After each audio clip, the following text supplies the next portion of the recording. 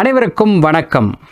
முதல்வர் எம்.கே. ஸ்டாலின் அவர்கள் அவருடைய எக்ஸ் தளத்தில் ஒரு பதிவிட்டிருந்தார். அது என்ன அப்படின்னு பார்த்தீங்கன்னா, கோவையில் நடந்த முப்பெரும் விழாவை தொடர்ந்து அதில் பேசின ஒரு விஷயத்தை தான் பதிவாக போட்டிருந்தார். என்ன அப்படின்னா, அது எங்கள் கோட்டை, இது எங்கள் கோட்டை என்று கனவு கோட்டை கட்டியவர்களுக்கு தமிழ்நாடு என்றைக்குமே திராவிட கோட்டை என்று 40க்கு 40 தீர்ப்பின் வழியாக தமிழ்நாட்டு மக்கள் உணர்த்தியுள்ளனர். நன்றி அப்படிங்கிற மாதிரி ஒரு விஷயத்தை போட்டுட்டு, அதுக்கு கீழே 40 எம்பிக்கள் நாடாளுமன்றத்திற்கு சென்று என்ன செய்ய போகிறார்கள் என்று கேட்பவர்களுக்கு மெஜாரிட்டி பாஜக இருக்கும்போதே நாடாளுமன்றத்திற்குள் முழங்கியவர்கள் மைனாரிட்டி பாஜகவிடமா அடங்கி போவார்கள் அப்படிங்கிறதையும் போட்டுட்டு வெயிட் அண்ட் சி அப்படின்னு ஆங்கிலத்தில் போட்டிருக்காரு. சரி, இதில் என்ன நம்ம பார்க்க வேண்டியது இருக்குது, என்ன உண்மை, என்ன அதாவது என்ன ஃபேக்ட் அப்படிங்கிறத நான் இப்போது உங்களுக்கு சொல்ல போகிறேன். என்ன அப்படின்னா, இது வரைக்கும் சரி இவங்க வந்துட்டு மெஜாரிட்டியை பற்றி பேசுகிறதுனால நான் இந்த விஷயத்தை நான் முன்வைக்க வேண்டியது இருக்குது. இதற்கு முன்னாடி பாஜக போன இதில் பார்த்திங்கன்னா தனி பெரும்பான்மையில் 303 இடங்களோட ஆட்சியை அமைச்சாங்க. பிரதமர் வந்தார். அதுக்கு முன்னாடியும் அதே மாதிரி தான் நல்ல ஒரு ஓட்டு வங்கி இருந்தது.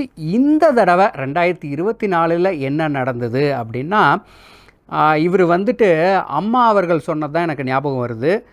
திமுகவுடைய 2006 அரசு அமைச்சதுக்கப்புறம் அம்மா வந்துட்டு மைனாரிட்டி திமுகன்னு சொன்னாங்க.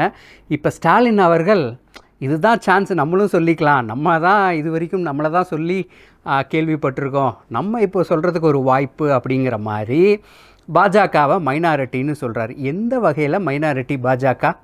அதாவது உங்களுடைய நீங்கள் இருக்கிற கூட்டணி, இந்தி கூட்டணி, மொத்தம் 28 கட்சிகள் ஃபுல்லாக இந்த தேசம் முழுவதும் இருக்கிற கட்சிகள்லாம் சேர்ந்து ஒன்றா வாங்கின ஓட்டை விட இடங்களை விட அதிகமாக பிஜேபி மட்டும் வாங்கியது அப்படிங்கிறத மீண்டும் மீண்டும் இந்த இடத்துல நான் உங்களுக்கு வலியுறுத்த விரும்புகிறேன். எவ்வளோ வாங்கியிருக்காங்க அவங்க?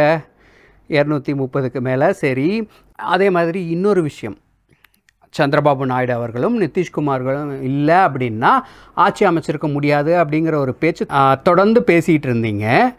என்ன நடந்தது? அவங்க ஆல்ரெடி அந்த கூட்டணியில் தான் இருந்தாங்க. அவங்க ஒன்றும் என்டிஏ கூட்டணியிலேருந்து இந்தி கூட்டணியில் இருந்தவங்க இல்லை இங்கேருந்து ஓட்டுக்கப்புறம் இவங்களை வந்துட்டு சீட்டுக்காக ஒரு இழுத்து அங்கே பிஜேபி வச்சுக்கிட்டது அந்த மாதிரி எதுவுமே கிடையாது.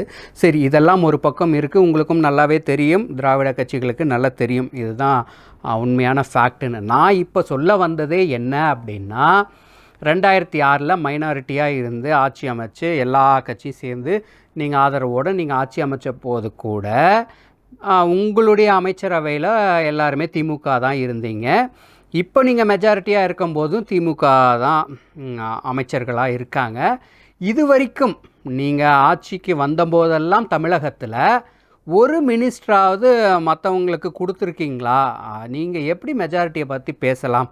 இதுக்கு ஒரு உதாரணமாக சொல்லணும் அப்படின்னா, ஏர்போர்ட்டில் பார்த்து அப்படியே அவர் சந்தித்த சந்திப்பு, அதாவது யார், நம்ம முதல்வர் எம்.கே. ஸ்டாலின் அவர்கள் சந்திரபாபு நாயுடு அவர்களை டெல்லி ஏர்போர்ட்டில் பார்த்தோன்னே பாஜகவுக்கு அப்படியே கொலை நடுங்கிருச்சான். எதுக்கு நடுங்கணும்? நீங்கள் பார்க்குறீங்க, அவங்க முன்னாள் ஃப்ரெண்ட்ஸாக இருக்கலாம், இல்லை இன்னாள் ஃப்ரெண்ட்ஸாக இருக்கலாம், அது அவங்க தனிப்பட்ட விஷயம்.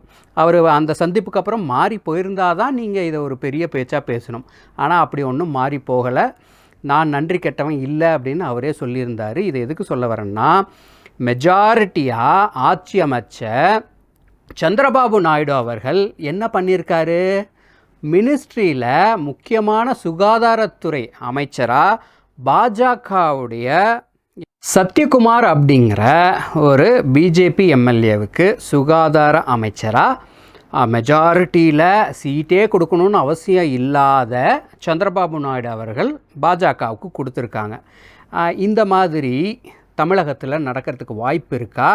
இல்லை மற்றதுக்கெல்லாம் மற்ற மாநிலத்தை உதாரணம் காட்டும் இந்த திமுக அவங்களுடைய தோழமை கட்சிகள் இதற்கு உதாரணம் காட்டி அண்டை மாநிலம் ஆந்திராவை சுட்டி காட்டி உங்களுக்கு ஒரு மினிஸ்ட்ரி போஸ்டிங் வாங்குறதுக்கு திருமாவளவனுக்கா இல்லை வைகோ அவர்களுக்காவது இல்லை காங்கிரஸ்க்காவது ஏதாச்சும் முடியுமா? மற்றதுக்கெல்லாம் பக்கத்து மாநிலத்தை யூபியில் அப்படி நடந்தது, குஜராத்தில் இப்படி நடந்தது, கேரளாவில் இப்படி நடக்குது, ஆந்திராவில் அப்படி நடக்குது, தெலுங்கானாவில் அப்படி நடக்குதுன்னு சொல்கிற நீங்கள் இப்போது இதற்கு என்ன சொல்ல போகிறீங்க அப்படிங்கிறது தான் மக்களுடைய கேள்வியாக இருக்குது.